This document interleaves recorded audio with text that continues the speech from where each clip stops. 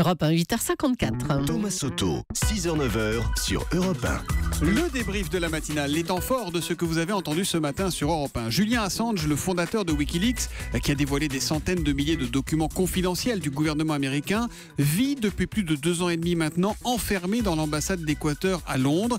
C'est là-bas qu'il m'a reçu hier, Julian Assange, qui était l'invité de l'interview Vérité tout à l'heure à 7h45. Je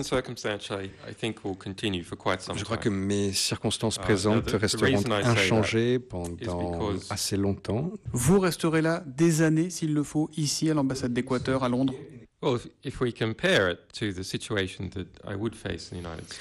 Écoutez, si l'on compare ma situation actuelle à celle qui serait la mienne aux États-Unis, je crois que mes circonstances présentes sont bien meilleures. Quelle est la prochaine bombe que sortira Wikileaks? Est-ce que vous savez déjà quel est le sujet?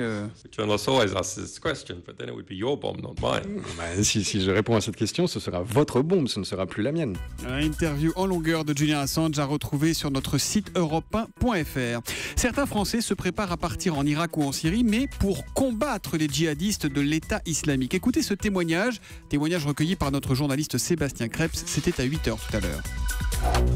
De voir tous ces actes de cruauté, il n'y avait aucune question à se poser. Et votre famille, vous leur en avez parlé? Non, les familles, souvent, elles ne comprennent pas forcément notre point de vue, quoi. Vous leur direz quand? Sur le point du départ, je pense. Quel rôle vous pensez avoir une fois arrivé là-bas? Alors moi, c'est simple, c'est combat. Et vous êtes prêt à mourir là-bas? Être prêt à mourir, faut s'attendre à tout, quoi. On n'est pas à l'abri, disons.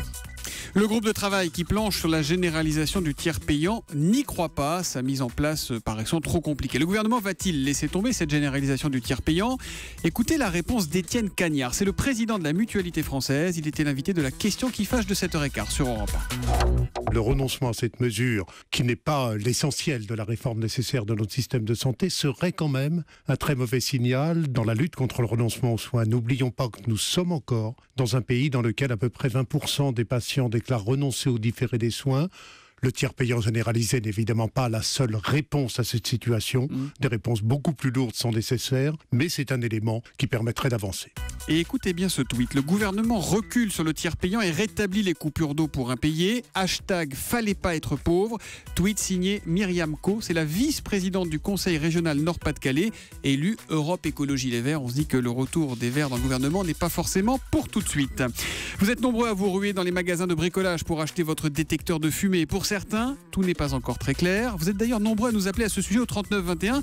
Et parmi les appels, on a Serge. Bonjour Serge. Bonjour Thomas. Quelle est votre question, mon cher Serge? Ma question porte sur les détecteurs de fumée, parce que j'ai entendu dire que l'obligation d'en avoir a été reportée au 1er janvier 2016, alors que ce matin sur l'antenne, vous avez dit que c'était le 8 mars 2015.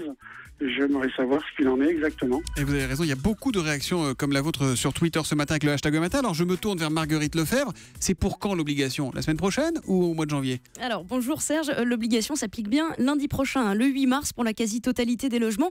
La date que vous évoquez, celle du 1er janvier 2016, ne concerne en fait que les gros propriétaires bailleurs qui eux doivent équiper plusieurs dizaines voire centaines de logements. Ils ont obtenu un délai en raison des ruptures de stock de détecteurs de fumée. Mais c'est vraiment la seule exception. La date qu'il faut retenir, c'est bien dans une semaine, le 8 mars. Le 8 mars, lundi prochain. Alors qu'est-ce qu'on risque, Marguerite, si on n'a pas installé à temps ce détecteur de fumée dans nos logements? Rien, vous ne risquez rien. Aucune sanction n'est prévue si vous n'en avez pas. Et même votre assureur n'a pas le droit de réduire le montant de l'indemnisation si un incendie se déclare chez vous et que vous n'avez pas de détecteur. Aucune sanction, c'est vraiment la responsabilité de chacun. Voilà, le créateur. Merci Marguerite Lefebvre. Le 8 mars, journée de la flamme alors. Oh, joli, j'en ai de la femme, j'en ai de la flamme, très joli. Très en forme, Julie Leclerc qui nous a envoyé des tweets avec le hashtag un matin. Le créateur des Barbapapa, l'américain Taylus Taylor, est décédé à Paris, il avait 82 ans.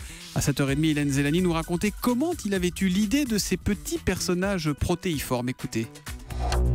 Pour la petite histoire, il a eu l'idée du personnage en se baladant au jardin du Luxembourg. Il a entendu un enfant réclamer quelque chose en bas à ses parents. Il a demandé à sa femme ce que ça voulait dire. C'était Barbapapa. Ensuite, sur la nappe d'un restaurant, ils ont dessiné le personnage tout rose et tout rond. Hula Hup. Barbatruc. Voilà, Hula Hup, Barba Triste nous écrit le journaliste d'M6 Jean-Philippe Doux avec le hashtag E1 matin. Voici venir les Barbapapa, toujours contents. Papa et maman, Barbapapa et leurs enfants. Hula Hup, Jean-Marc Morandini. Bonjour Jean-Marc. Bonjour. C'est à la fois gai puis un peu triste quand même. Ouais, c'est un peu triste, c'est toute notre enfance, hein, c'est tout beau, ça. Bah ouais, c'était mignon.